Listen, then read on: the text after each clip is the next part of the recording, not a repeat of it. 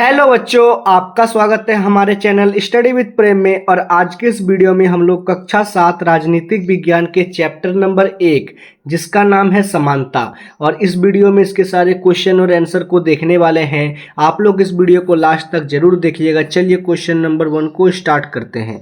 तो question number 1 क्या है, पहले पढ़िए प्रश्न को। लोकतंत्र में सार्वभौमिक वयस्क मताधिकार क्यों महत्वपूर्ण है? तो जो लोकतंत्र है ना, इसमें सार्वभौमिक वयस्क मताधिकार क्यों महत्वपूर्ण है, चलिए जानते हैं। तो इसका उत्तर लिखेंगे, लोकतंत्र में सर्वाधिक वयस्क मताधिकार निम्नलिखित कारणों से महत्वपूर्ण है। तो कौन कौन से कारण है भाई? पहला कारण है जनता। लोकतंत्र जनता की सरकार है, जनता के द्वारा जनता के लिए होती है। मतलब जो लोकतंत्र होती है ना, वो जनता की सरकार होती है और जनता के द्वारा चुनी जाती है और जनता के लिए कार्य करती है। ठीक है, फिर आगे है जाति, पंथ, धर्म, क्षेत्र, लिंग, अमीर या गरीब लोगों की परवाह किए बिना हर वयस्क को वोट देने की अनुमति है। इसे ही सार्वभौमिक वयस्क मताधिकार कहा जाता है। अर्थात गरीब, अमीर और जाति धर्म के आधार पर भेदभावों को मिटाकर सभी लोगों को समान रूप से एक वोट देने का अधिकार ही सार्वभौमिक वयस्क मताधिकार कहलाता है। सार्वभौमिक वयस्क मताधिकार की अवधारणा समानता पर आधारित है। तो ये जो अवधारणा है ना, ये समानता पर आधारित है। ठीक है, लास्ट में है लोकतंत्र में प्रत्येक नागरिक समान है, और लोकतंत्र हमें ये बताता है कि देश में रहने वाले सभी नागरिक समान होते हैं। ठीक है, तो क्वेश्चन नंबर 1 क्लियर है, समझ चुके हैं आप लोग अच्छी तरह से। आगे बढ़ रहे हैं क्वेश्चन नंबर 2 की ओर।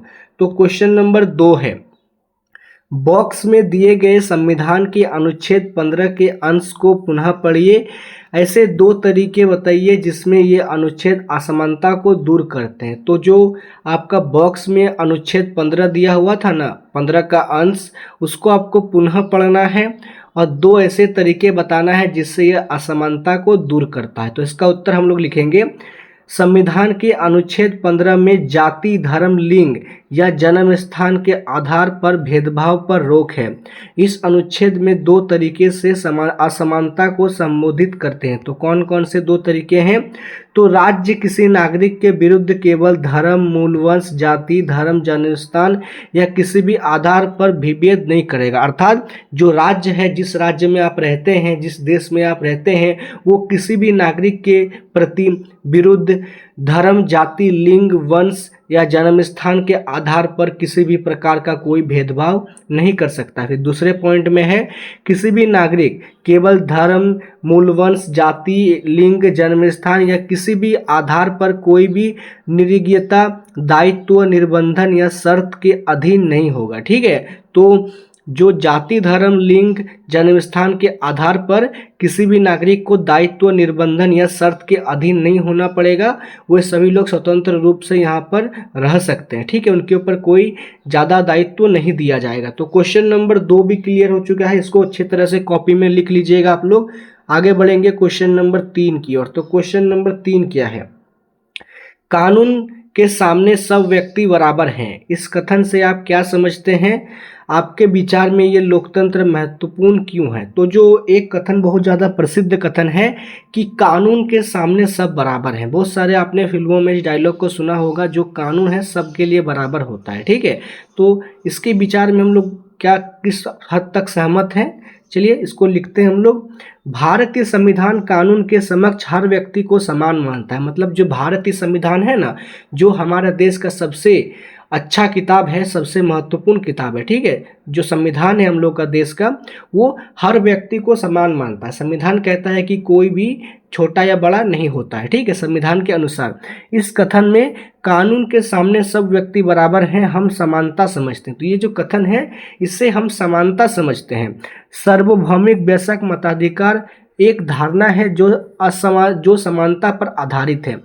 लोकतंत्र में समानता महत्वपूर्ण है क्योंकि लोकतंत्र जनता की सरकार है, जनता के द्वारा है, जनता के लिए है।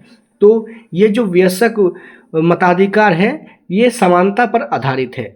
लोकतंत्र में समानता बहुत महत्वपूर्ण है। अगर लोकतंत्र में समानता ना होगा तो लोकतंत्र कभी भी सफल नहीं हो सकता है। और कहा जाता है कि लोकतंत्र जनता की सरकार है। जो सरकार होती है वो जनता की होती है, जनता के द्वारा चुनी गई होती है और जनता के लिए ही कार्य करती है। ठीक है, ये कथन किसका है? तो ये कथन है अब्राहम लिंकन का। ठीक है, ये कथन को आप लोग याद रखिए, कभी पूछेगा तो। समानता लोकतंत्र का सार है। तो अगर लोकतंत्र का सार कोई पूछे तो लिखिएगा समानता लोकतंत्र का सार है।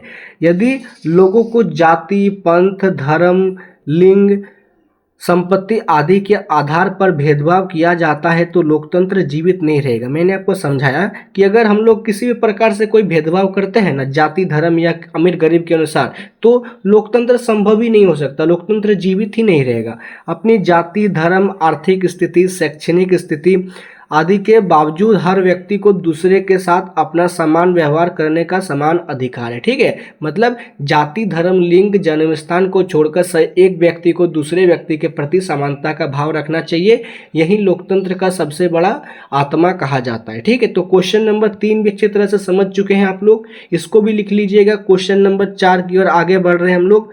तो क्वेश्चन नंबर 4 क्या है? तो क्वेश्चन नंबर 4 का क्वेश्चन जो है थोड़ा बड़ा है, आपको वीडियो को रोक के लिखना है और इसको क्वेश्चन को लाइन बाय लाइन पढ़ना है। ठीक है, क्वेश्चन को पढ़ लीजिएगा। पढ़ लिया क्वेश्चन को, अब आगे बढ़ेंगे। क्वेश्चन को पढ़ने के बाद जो 4 नंबर है उसका हम लोग उत्तर देख लेते हैं। तो 4 नंबर का उत्तर हो जाएगा, नहीं, मुझे नहीं लगता इस मामले में उपरोक्त कानून लागू किया जा रहा है। तो मुझे नहीं लगता कि इस मामले में उपरोक्त कानून जारी किया जा रहा है, लागू किया जा रहा है।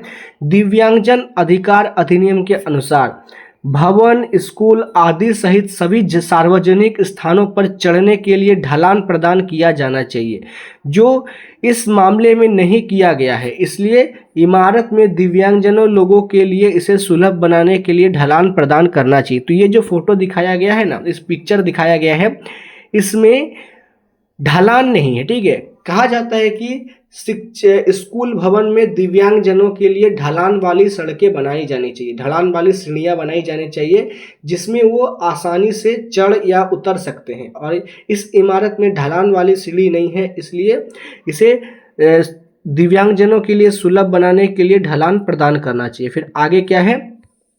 इसके अलावा दिव्यांगजनों को समान अधिकार है। सरकार को समाज में उनकी पूर्ण भागीदारी को संभव बनाना चाहिए, लेकिन यह उस दिव्यांगजन व्यक्ति की गरिमा और स्वाभिमान पर चोट पहुंचती है क्योंकि कोई व्यक्ति सहानुभूति दिखा रहा है, उसकी मदद कर रहा है।